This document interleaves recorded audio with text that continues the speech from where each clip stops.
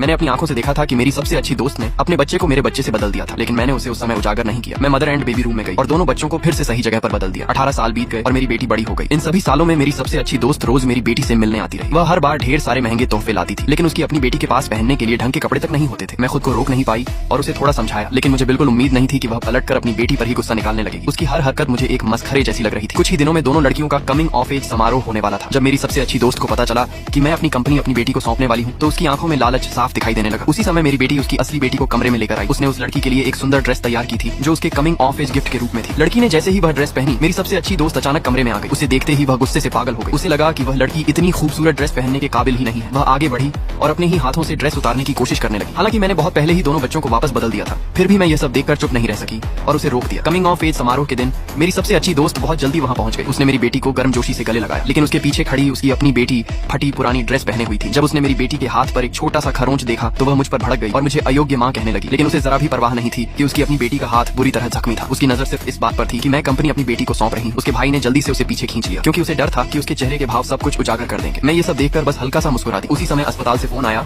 कि DNA test की report तैयार है। बस सब्र नहीं कर पाई और तुरंत अपने भाई को इशारा किया कि जाकर रिपोर्ट ले आए। जब कमिंग ऑफ एज समारोह शुरू हुआ, मैंने सबके सामने ऐलान किया कि मैं अपनी कंपनी अपनी बेटी को सौंप रही हूँ। फिर मैंने साइन किया हुआ कॉन्ट्रैक्ट अपनी बेटी को दे दिया। मेरी सबसे अच्छी दोस्त खुशी से पागल हो गई। वह मंच पर दौड़ती हुई आई और अपनी ही बेटी को एक तरफ धक्का दे दिया। उसने कहा कि उसके पास मेरी बेटी के लिए एक खास सरप्राइज है। मैं उसे बस चुपचाप देखती रही। उसे जरा भी अंदाजा नहीं था कि असली तमाशा अब शुरू होने वाला है।